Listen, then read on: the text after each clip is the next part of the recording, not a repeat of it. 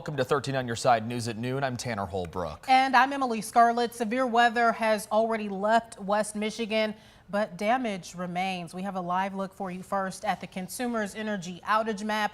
150,000 people without power at this hour. Consumers Energy saying they have crews working right now to get the lights back on. We'll talk with them in just a few minutes. We have live team coverage for you at noon, getting a look at just how much damage these storms caused, especially in Muskegon County.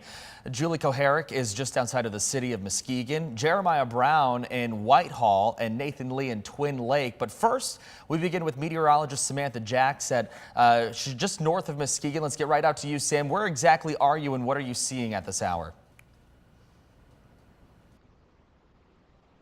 Tanner, Emily, we're here at Pioneer Park in Muskegon, North Muskegon at that, with a community that was hit really hard by the wind damage last night. In fact, a family here for a reunion, a couple of days that was supposed to be spent having fun, being outside, surrounded, like you said, by beautiful trees earlier. Rich and Patty, thank you so much for being here to talk to us this afternoon. Tell us a little bit about what happened last night.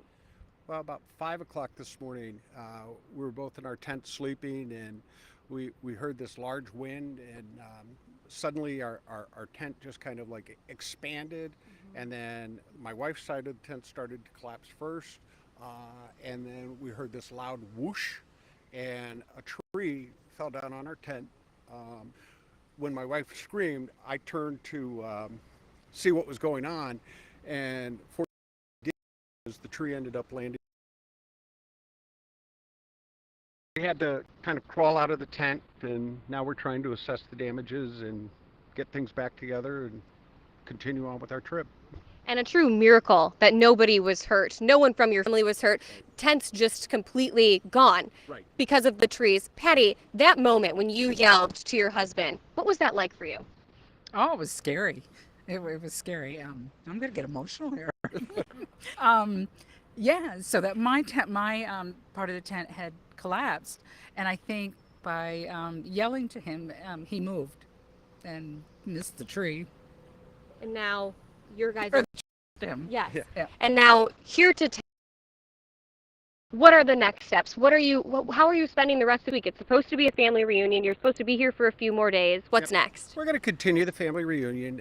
We may find a hotel or someplace to stay for the night because our tent's gone. My older brother and his wife, the same tree came down on their tent. So we may be looking for other arrangements, but we're going to continue and just, and enjoy the family. Fish fry will be on tonight.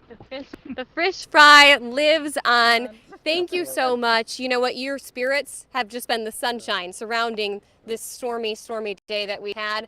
We are here in Pioneer Park where they're picking up the pieces. There are trees inside of RVs. Tents completely collapsed, but nobody, thankfully, was hurt from these storms. Reporting live from Muskegon, I'm meteorologist Samantha Jacks. All right, Sam, thank you. Of course, the damage from this morning's storms is so severe that Muskegon County has now activated its Emergency Operations Center. The county posting the message on its Facebook page saying, quote, the northern areas of the county have been greatly impacted. Police, fire, EMS, tree crews, power line crews, and road crews are very busy. It goes on to say any calls to 911, make those calls if you have a life-threatening emergency. Authorities say 50% of the local roads there are impassable, mainly due to down power lines. And you could just see, even from our team coverage, seeing the shots of all of our reporters out in the field, many of them just have debris circling them. Staying in Muskegon this afternoon, a mobile home park cleaning up after storms took down multiple trees there. Yeah, the storm left dozens of people without power and water. We have 13 on your sides. Julie Koharic joining us live from there now. Julie, you actually spoke with a woman who had a very close call, right?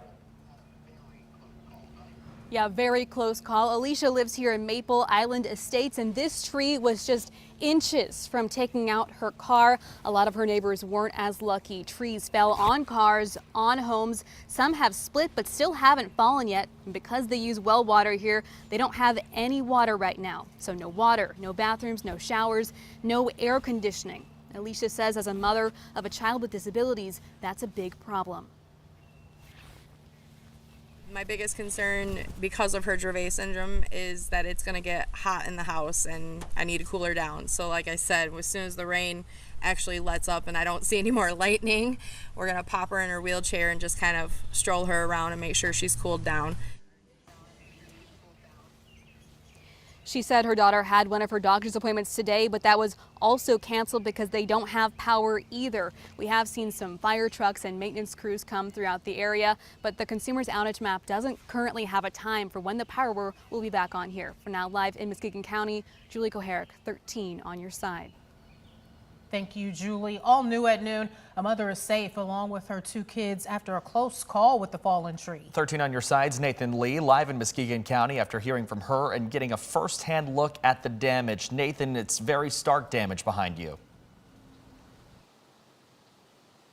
Yes, absolutely. We're in northeast Muskegon at one of many road closures in the area. And behind me here is a great example of what these high winds can do. Let's take a look.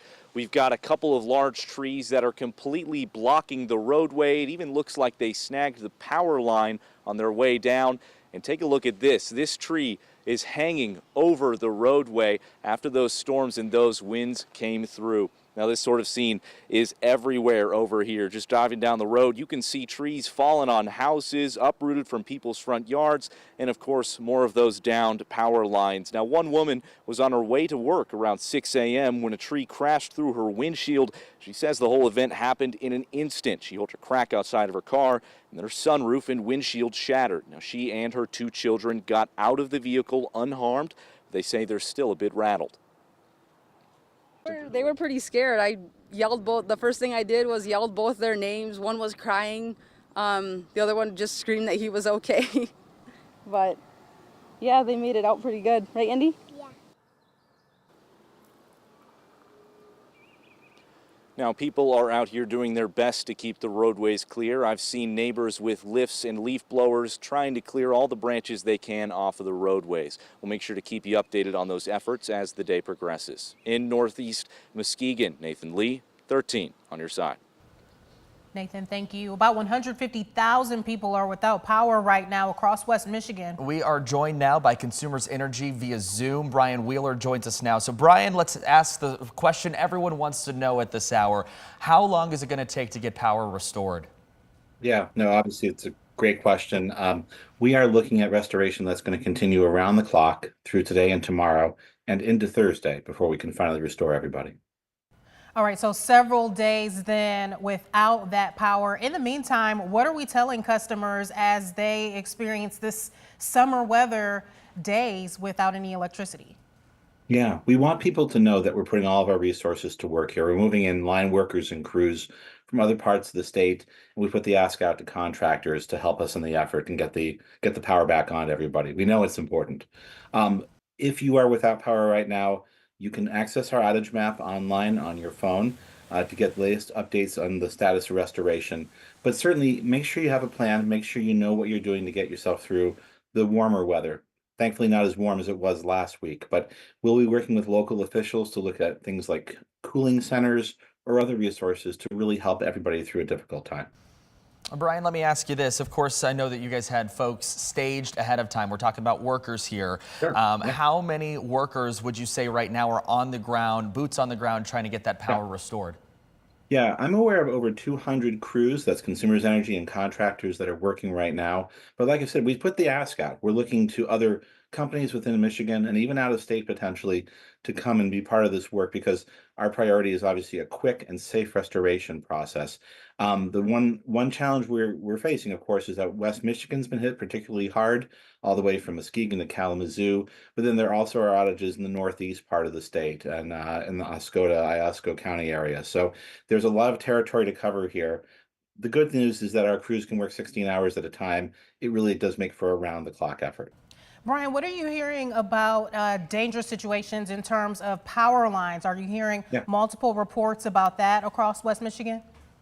Yeah, it does seem like this storm really had a local impact. Sometimes you see larger, higher voltage lines that are affected. In this case, it's much more lines that are in people's neighborhoods and communities. There's a lot of damage. And of course, anytime you have a power line that's down, we really encourage people to stay 25 feet away and call 911, call Consumers Energy to let us know if it's not already being secured. So there are other sorts of challenges here on the first day of things.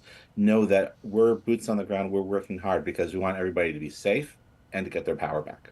All right, Brian Wheeler with Consumers Energy, thank you so much for joining us at this hour. Hey, we also want to talk about a pretty devastating situation for a neighborhood in Whitehall. Trees blocking almost 50% of roads across that county. Our Jeremiah Brown is live after hearing from a family that had to rush to take shelter. Jeremiah, what are they telling you?